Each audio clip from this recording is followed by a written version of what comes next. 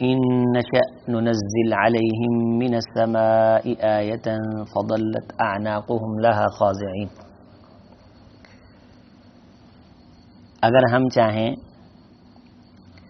تو اتار دیں ان پر آسمان سے ایسی دلیل، فظلت کہ ہو جائیں اعناقهم ان کی گردنیں، لہا اس کے سامنے، خاضعین پست نیچی.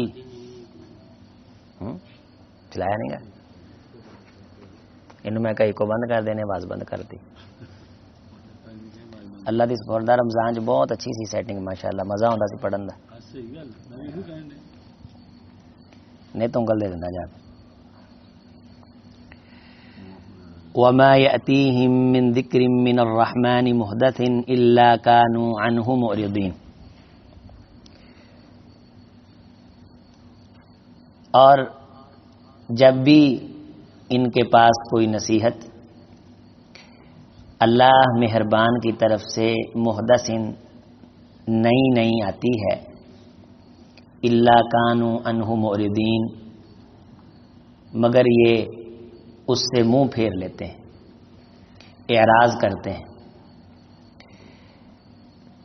پہلے تو ڈیمانڈ کرتے ہیں کہ کوئی نشانی دکھاؤ، کوئی نشانی دکھاؤ.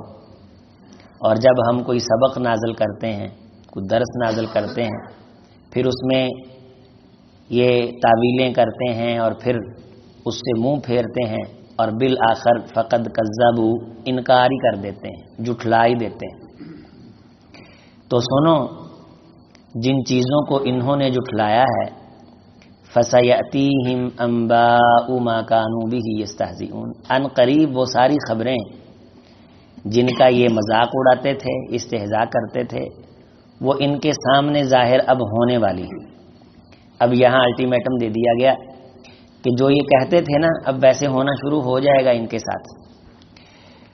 اللہ کی پکڑ کی پھر مختلف نشانیاں، کبھی غزوہ بدر کے اندر ان کا قیادت کا مارا جانا، اور کبھی کسی موقع پہ رسوا ہونا. خندق کے موقع پہ سیہزم الجمع ویولون الدبر، تمام کے تمام اجتماعی ان کے لشکروں کا رسواؤ اور ناکام اور نادم ہو کے واپس پلٹنا. اور پھر اسی طرح شام کا جو رستہ مدینے سے ہو کے گزرتا تھا، وہاں تجارتوں کے لیے بھیک مانگنا. اور پھر اسی طرح فتح مکے کا اقتدار بھی ان سے چھن جانا. تو یہ ساری چیزیں ان کا اللہ تعالیٰ نے اعلان فرمایا یہاں کہ اب وہ ظاہر ہونی شروع ہو جائیں گی. جو یہ کہتے تھے نا کہ طاقتیں کہاں ہیں، قوتیں کہاں ہیں، تمہارے پاس تو اقتدار نہیں ہے، تو وہ بہت جلد اب شروع ہونے والا ہے سلسلہ. وہ اولم یروا الی الارض، کیا انہوں نے کبھی زمین کو غور کی نگاہ سے نہیں دیکھا؟ نشانیاں جو مانگتے ہیں کہ اللہ سے کوئی نشانی لے کے آ، تو زمین کو غور سے دیکھیں تو کچھ چھوٹی چھوٹی نشانیاں ہیں.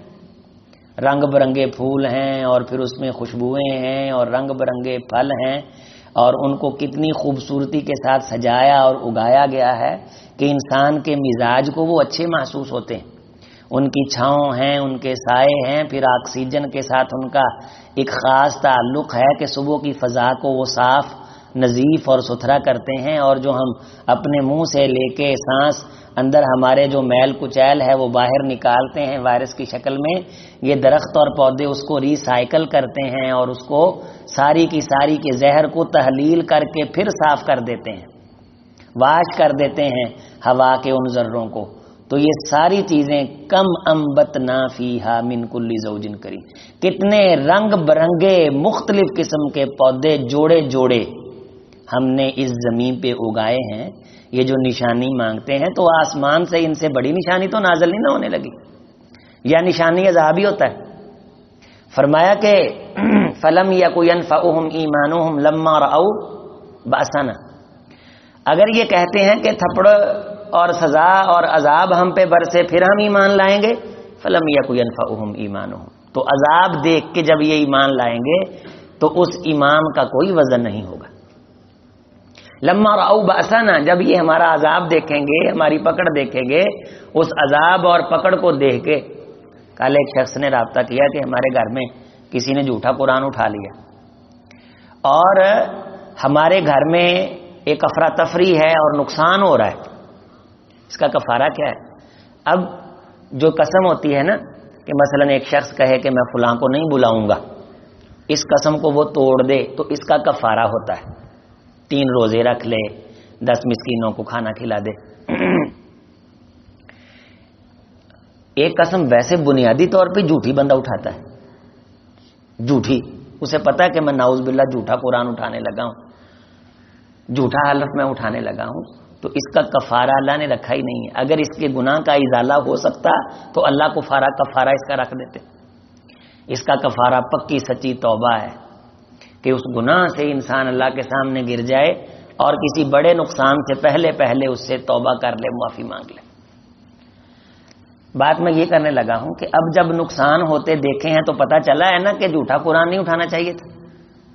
پتہ نہیں ہونا اللہ راضی ہوں ہے کہ نہیں دوبارہ۔ مراد یہ کہ لما رأوا باسانا، اگر عذاب دیکھا، پکڑ دیکھی، شدت دیکھی، پھر یہ ایمان لائے تو فلم یکو ینفعہم، تو وہ نفع نہیں دے گا۔ اس لیے اس شخص کو خوش نصیب کہا گیا ہے، حدیث میں نبی صلی اللہ علیہ وسلم نے اس بندے کو خوش نصیب کہا ہے جو بندہ اپنی اولاد کو مسلمان بناتا ہے، اس کے گھر میں اسلام ہوتا ہے، ایمان ہوتا ہے، اس کے گھر میں دین ہوتا ہے۔ فرمایا وہ بندہ ہماری زبان سے مبارکباد کا مستحق ہے کہ وہ خود بھی مسلمان ہو، اس کے ماں باپ بھی مسلمان ہوں اور اس کی اولاد بھی مسلمان ہو، اور وہ ایمان اللہ کی ذات پہ یؤمنون بالغیب، بن دیکھے لائے۔ اب ہم سارے جتنے یہاں بیٹھے یا جتنے اس وقت مسلمان ہیں، عموماً اپنے والدین، علاقے یا کسی نہ کسی کی دعوت پہ متاثر ہو کے انہوں نے اسلام قبول کیا، تو اسلام قبول کرنے کی آگے طریقہ کار یہ ہے کہ پھر اپنے عقائد کو سدھارنے اور سنوارنے کے لیے پھر قرآن سے اور نبی صلی اللہ علیہ وسلم کے فرمان سے روشنی لی جائے، پھر یہاں سے دلائل لیے جائیں گے، جیسے یہ کہتا چلا جائے گا ویسے بندہ مانتا چلا جائے گا۔ فرمایا کہ اگر ان کے پاس آنکھیں ہوں اور دل ہو تو یہ پورے سسٹم کو کون چلا رہا ہے؟ یہ زمین سے پودوں کو پانی لینے کی عقل کس نے دے دی؟ یہ کس نے ان کو سکھایا ہے؟ یہ چھوٹے سے بکری کے بچے کو یہ کس نے سکھایا کہ تھن کی طرف جاتے ہوتے ہیں؟ یہ بچے کو کس نے سکھایا ہے کہ منہ کے ساتھ کسی چیز کو سک کرتے ہیں، چوستے ہیں، وہ ہاتھ کے ساتھ کیوں نہیں سک کرنے کی کوشش کرتا؟ وہ منہ کے فیڈر کی طرف، ماں کے پستان کی طرف منہ ہی کیوں لے کے جاتا ہے؟ یہ اس میں کس نے یہ چیز رکھی ہے؟ تمہیں کس نے عقل دی ہے کہ رستے میں جاتے ہوئے تمہارے پاؤں کو ہلکی سی ٹھوکر لگتی ہے، بن پوچھے پاؤں سائڈ پہ ہٹ جاتا ہے، تمہارا ہاتھ اٹھ کے منہ کی طرف آ جاتا ہے کسی نقصان دہ چیز کو ہٹانے کے لیے؟ پھر فرمایا یسقا بماء واحد، پانی تو ایک طرح کا ہی لگاتے ہو، سنوان وغیر سنوان، پھل رنگ برنگے۔ کل ایک شخص انگور دکھا رہا تھا اور دوانا، یہ تربوز جو ہوتا ہے، متیرا پنجابی میں دوانا، متیرا تربوز، وہ اندر سے اس کو کاٹ رہا تھا اور وہ مختلف رنگوں کے برآمد ہو رہے تھے، نیلا، پیلا، یلو، کلیجی، سرخ۔ ایک پانی پلایا جاتا ہے، انگور کی اتنی قسمیں ہیں کہ تقریباً 75 کے قریب اس کی قسمیں ایک جگہ پہ پڑی ہوں تو ساری الگ الگ ہیں، اتنی قسمیں ہیں انگور کی، موٹا ہے، درمیانہ ہے، چھوٹا ہے، ٹافی والا ہے، دانے کے بغیر، پھر لمبے ہیں، اس کے پھر آگے منقے بنتے ہیں، پھر اس سے میوے بنتے ہیں، سوگی، کتنی اس کی قسمیں، پانی ایک لگتا ہے۔ فرمایا کہ یہ چھوٹی نشانیاں ہیں مجھ پہ ایمان لانے کے لیے کہ اللہ کی ذات ہے، ان کو کوئی بنانے والا ہے، یہ پورے کا پورا سسٹم ترتیب دینے والی۔ پھر فرمایا یہ جو تم پتھر آپس میں مارتے ہو اور پتھر مار کے اس میں سے آگ جب برآمد کرتے ہو، یا تیلی کو، دیا سلائی کو ڈبیا پہ مارتے ہو، وہ آگ تم نکالتے ہو یا ہم نکالتے ہیں؟ وہ نکلنے والی آگ، پانی کو پانی پہ مارو وہاں سے کیوں نہیں نکلتی، یہاں سے کیوں نکلتی؟ یہ ساری چیزیں فرمایا میری ذات پہ ایمان لانے کے لیے دلائل۔ اس کا مطلب یہ ہے کہ یہ چیزیں کلی مزے اور لطف لینے کے لیے اللہ نے پیدا نہیں کی، یہ ذوق ایمانی کو پروان چڑھانے میں بھی معاون ہے کہ انسان ان چیزوں پہ غور کرے اور اللہ کا ان فی ذالک لآیہ۔ پھر فرمایا بے شک اس میں بہت بڑی نشانی اور سبق ہے اگر کسی نے سیکھنا ہو، وما کان اکثرهم مؤمنین، لیکن اکثر لوگ ایمان والے نہیں. واقعہ آپ دیکھ لیں، 80 کروڑ کے قریب ہندو ہیں ہندوستان میں، لاکھوں کی تعداد میں سکھ ہیں. پھر نیپال میں چلے جائیں، پھر سری لنکا بدھ مت، پھر وہ کوریا، جنوبی کوریا، شمالی کوریا، پھر یہ پورے کا پورا چین اور پورے کا پورا روس، اور اس کے ساتھ پھر وہ ریاستیں قازقستان وغیرہ کی جتنی روس کے ساتھ برفانی علاقے سارے. یہ سارے جتنے لوگ ہیں کثیر تعداد میں، انہیں پتہ ہی نہیں کہ اللہ کیا ہے. وہ تبلیغی جماعت والے جاتے رہتے ہیں. تو ایک دوست نے ہمیں خود بتایا کہ ہم گئے روس میں تبلیغ کے لیے، تو انہوں نے ہمارے کھانے کے لیے ہمارے سامنے سور لٹا لیا. ہم نے کہا یہ کیا کرنے لگے؟ کہنے لگے تاڑے واسطے کوئی کھانا شانا بنانے ہیں. تو اس کو ہم چھری پھیرنے لگے. تو انہوں نے اس کو بتلایا، ان کو بتلایا کہ ہم چونکہ مسلمان ہیں. انہوں نے کہا اسی مسلمان ہیں. اب چونکہ وہ اس علاقے میں رہتے ہیں، تعلیم نہیں ہے، وہ کہتے ہیں کہ ان کو یہ بھی نہیں پتا کہ یہ حرام ہے، کہتے ہیں ہم تو یہی کھاتے ہیں. بنگلہ دیش ہمارے ایک دوست نے خود یہ بات بیان کی کہ بعض ایسے علاقے، شہروں کے شہر ایسے ہیں کہ پورے شہر کے اندر مسجدیں نہیں ہیں، پورے گاؤں کے اندر مسجدیں ہے. مسلمان ملک، ہندوؤں کا زیادہ تسلط ہے، ہندو تعلیم کا زیادہ غلبہ ہے.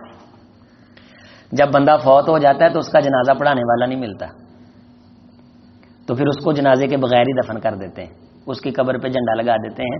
اس کا مطلب یہ ہوتا ہے کہ اس بندے کا جنازہ نہیں ہوا.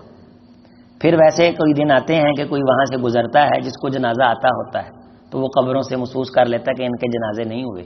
وہ کسی بندے کے ذریعے گاؤں میں پیغام بھیجتا ہے کہ یار مجھے جنازہ آتا ہے، اگر پڑھنا ہے تو آ جاؤ. پھر گاؤں والے بھاگ کے آتے ہیں تو ان دفن ہوئے لوگوں کا جنازہ پڑھتے ہیں. اتنی ساری جہالت ہے، نشانیاں ہونے کے باوجود بھی، سب کچھ ہونے کے باوجود بھی تم دیکھو گے کہ تمہیں کثیر تعداد بغیر ایمان کے نظر آئے گی. اور سورۃ یوسف میں اللہ تعالیٰ نے اہل ایمان سے ایک شکوہ کیا ہے. فرمایا کہ اول تو تمہیں ایمان والے ملیں گے نہیں، اور اگر تمہیں ایمان والے ملیں گے وما یؤمن اکثرهم باللہ الا وهم مشرکون، وہ دعویٰ ایمان کا کریں گے لیکن ساتھ شرک کے مرتکب بھی ہو رہے ہوں گے. یہ اللہ نے شکوہ کیا ہے. اور میرے جو مخلص بندے ہیں وہ تھوڑے ہوں گے. اور واقعتاً سچ مچ میں، باقی عملی طور پہ تو کمزوریاں ہم میں ہو سکتی ہیں. اللہ کی پاک ذات ہم سب کو معاف فرمائے. اللہ کے ساتھ شریک نہ کرنے والے جو لوگ ہیں، ہم سمجھتے ہیں کہ یہ جو بندی ساتھی ہیں یہ شرک نہیں کرتے، ان کے اندر تصوف اتنا گہرا ہے کہ اللہ کی ذات معاف فرمائے وہ باتیں یہاں رکھی نہیں جا سکتی مسجد محراب میں. ان کے اندر یہ جو دربار ہوتے ہیں نا، دربار بنانا اور اس کا قبہ بنانا، اور اس کو جو ہے وہ وہاں دیے روشن کیے جاتے ہیں، وہ سب سے زیادہ ان میں ہیں، سب سے زیادہ ان میں ہیں. وہ باقاعدہ اپنے بڑوں کی قبر بنانی، اسے پکا کرنا، اس پہ دیے جلانے، اور پھر وہاں نیکی کی نیت سے جانا، نعوذ باللہ. تو اب یہ سارے لوگ اگر کھنگالیں تو جو بندے اللہ کے ساتھ کسی کو شریک ٹھہرانے کے قائل نہیں ہیں وہ واقعی تھوڑے ہیں. ایران کی آبادی کروڑوں میں ہے، یعنی سعودیہ سے آپ یوں کہہ لیں کہ کوئی 12-13 گنا زیادہ لوگ ہیں یہ. اور وہاں کی آبادی 2.5 کروڑ کے قریب ہے جو خالص ہیں، وہ 2 کروڑ کے قریب ہے جو خالص سعودیہ. ٹوٹل ان کی آبادی اتنی ہے. اور ان کے اندر بھی شیعہ ہیں کثیر. مدینہ طیبہ میں بڑے بڑے امیر تاجر شیعہ ہیں، کثیر شیعہ ہیں، کثرت کے ساتھ وہاں شیعہ پائے جاتے ہیں جو سازشیں کرتے ہیں. تو توحید والے تھوڑے سے ہیں. اور یہ سعودیہ کی برکت سے اللہ تعالیٰ نے جہاں پاکستان میں کام ہوا، مساجد بنی، اور پھر الحمدللہ اب اللہ کا کرم ہے.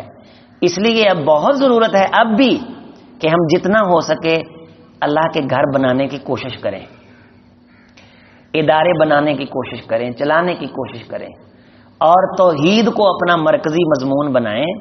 سارا سال شان صحابہ، ختم نبوت، عظمت امی، اور اس کے بعد وین، جنت کے نظارے، جہنم کے شرارے، کثیر موضوع آپ کو یہ ملیں گے.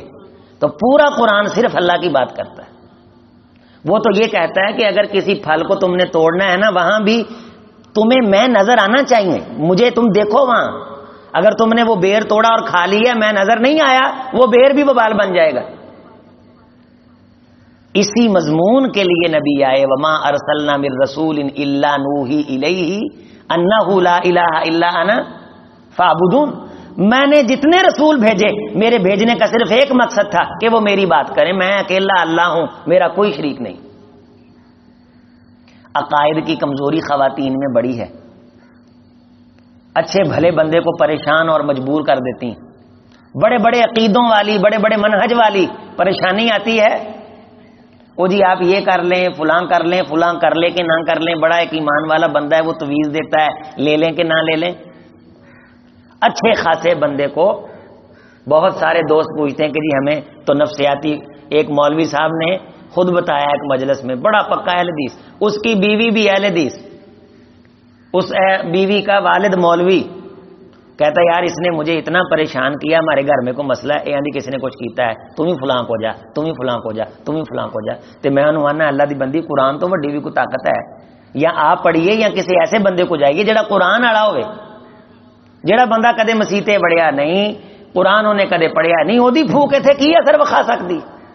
شیطان پھر مزید تنگ کرتا ہے تاکہ یہ حق سے دور ہوں اور شر کے قریب آئیں۔ فرمایا کہ یہ ضرورت ہے اس وقت کہ اللہ تعالی کی توحید کو عام کیا جائے، اس کی ذات پہ ایمان کو مضبوط کیا جائے، چونکہ جو دجال کے فتنے ہیں نا، ان فتنوں نے سب سے زیادہ اثر انداز وہاں ہونا ہے جہاں عقیدے کمزور ہوں گے۔ آپ صلی اللہ علیہ وسلم نے فرمایا اصفہان کا 70,000 یہودی اس کے ساتھ ہوگا، اور کثیر تعداد میں لوگ جب دیکھیں گے کہ بارش برسا رہا ہے، نہریں ایسے چلا رہا ہے، درخت اگا رہا ہے، بندہ مار کے زندہ کر دیا ہے، یہاں تو بغیر کسی کرامت کے ایمان لے آتے ہیں، بغیر کسی وجہ کے درختوں پہ ایمان لے آتے ہیں، درختوں کو مشکل کشا جہاں ڈھیری دیکھتے ہیں ڈھیر ہو جاتے ہیں، تو جہاں اتنا کچھ دیکھیں گے وہاں ڈھیر نہیں ہوں گے۔ ایک شخص کو فرمایا کہ اپنے گھر کے اندر وہ آئے گا، اس کی بہن عقل مند صاحب بصیرت ہوگی، وہ کہے گی کہ اللہ زمین پہ آیا ہے، اپنے بھائی کو ملنے آئی ہوگی، آؤ ہم بھی اللہ کے پاس چلتے ہیں، نعوذ باللہ۔ فرمایا کہ اسے اس کو باندھنا پڑے گا، اپنے کمرے میں داخل کر کے، حدیث میں آپ صلی اللہ علیہ وسلم نے فرمایا اسے وہاں تالا لگانا پڑے گا، پھر وہ بھاگ کے بیچارہ دوسری بہن کی طرف جائے گا، واپس آئے گا تو پہلی بھی وہاں سے نکل چکی ہوگی، کسی سے رابطہ کر کے، کسی کو کہہ کے، کسی کو پیغام دے کے، اسی پریشانی میں بھاگا پھر رہا ہوگا کہ اس کا خاندان اس کی آنکھوں کے سامنے بدعقیدگی کا شکار ہو کے دجال کی پیروی کی طرح چل پڑے گا جہاں عقیدوں کی کمزوری ہوگی۔ اور ایک شخص دجال کا مقابلہ کرے گا، بزرگ آدمی ہوگا، بابا ہوگا، وہ جب دجال کو دیکھے گا دجال اسے کہے گا میں رب ہوں، میں خدا ہوں، وہ کہے گا کہ تو دجال ہے، تو کانا ہے۔ یہ تیری آنکھ کے بارے رسول اللہ نے ہمیں بتلایا تھا کہ اس کی ایک آنکھ ایسی ہے جیسے انگور کا پھسا ہوا دانا ہوتا ہے، یہ ساری نشانیاں ہیں، تو دجال ہے، اور لوگوں مجھے پتا چل گیا یہ دجال ہے۔ آپ صلی اللہ علیہ وسلم نے فرمایا ایسے کر کے اس کو ہاتھ سے 2 ٹکڑے کر دے گا، ایک ٹکڑا ادھر گر جائے گا، ایک ٹکڑا ادھر گر جائے گا، ساری دنیا دیکھ رہی ہوگی، پھر دونوں ٹکڑوں کے درمیان سے گزرے گا، ٹکڑے جڑ جائیں گے، پھر زندہ ہو جائے گا، ساری دنیا سجدے گر جائے گی، یہ بندہ کھڑا ہو جائے گا کہ اب مجھے پکا یقین آ گیا تو واقعی دجال ہے۔ تو اس وقت اس بندے کے پاس ایٹم بم نہیں ہوگا، اس کے پاس فوجیں نہیں ہوں گی، اس کے پاس پیسہ نہیں ہوگا، اس کے پاس مال نہیں ہوگا، یہ دجال کے سب سے بڑے لشکر اور قوت طاقت کا مقابلہ کس چیز سے کرے گا؟ عقیدے سے، اللہ کی پاک ذات پہ غیر متزلزل ایمان، روزی روٹی کا مالک وہ، موت حیات کا خالق وہ، اس کے علاوہ اس کا کوئی نہیں ہے۔ پوری دنیا، اے ابن مسعود، اے عبداللہ ابن عمر رضی اللہ تعالیٰ عنہ، ساری دنیا، اے علم یا ابا مسعود، کل کائنات کا چپا چپا جمع ہو جائے این یضروک کہ وہ تیرا نقصان کرے گا، اگر اللہ نے تیرے کاغذوں میں نہیں لکھا تیرا بال بھی نہیں اکھاڑ سکتے۔ یہ عقیدہ ساری کائنات، لو ان اولکم وآخرکم وانسکم وجنکم کانوا اجمع علی صعید واحد، جن انس، مرنے والے جینے والے جو ابھی آنے، وہ سارے آ جائیں، آ کے تیرا نفع کرنا چاہیں، اگر تیرے کاغذوں میں اللہ نے نفع نہیں لکھا تو تیرا نفع کر سکتے؟ یہ ایمان اب یہ ضرورت ہے اس ایمان کی. اب نفع یہ تھوڑی نفع کہ اللہ کسی کو دنیا دے دے. نفع تو یہ ہے کہ اللہ کہتے ہیں نا کہ توحید تو یہ ہے خدا حشر میں کہہ دے یہ بندہ دو عالم سے خفا میرے لیے ہے. یہ ہے نفع. یوم ینفع الصادقین صدقہم، آج سچوں کے سچ نے ان کو نفع دینا ہے ہمیشہ کے لیے. موت آنی نہیں، اللہ نے خوش ہو کے جنت دے دینی. جس بندے کی زندگی میں لاکھوں کمیاں کوتاہیاں ہوئیں لیکن عقیدہ اس کا صاف ستھرا ہوا، میری غیرت گوارا نہیں کرے گی کہ اس کو آگ کے اندر پھینکوں. میں آگ کے اندر انہیں کو پھینکوں گا جن کی عقیدوں میں غلاظتیں اور میرے ساتھ وہ شرک کرتے رہے. یہ ضرورت ہے اس وقت. خاص طور پہ میں آپ سب دوستوں سے گزارش کروں گا کہ گھر کے اندر وہ ایسی سپیچز ان کا زیادہ سے زیادہ اہتمام ہو. قرآن مجید کی آیات ترجمے کے ساتھ ان کا اہتمام ہو. یہ قصے کہانیاں اس طرح کی باتیں سننے سے زیادہ بہتر ہے کہ توحید کی جو کتابیں ہیں، عقائد کی جو کتابیں ہیں اردو کے اندر بھی ہیں، بچوں کو پڑھائی جائیں، خود پڑھی جائیں، تاکہ اللہ کی ذات پہ مضبوط ایمان ہم چھوڑ کے جائیں اپنی اولاد کے درمیان، اپنے گھر بار والوں کے درمیان. اللہ ہمیں سچا ستھرا عقیدہ نصیب فرما کے اس پہ عظیمت اور اللہ استقامت عطا فرمائے. اقول قولی ھذا استغفر اللہ لی ولکم ولسائر المسلمین.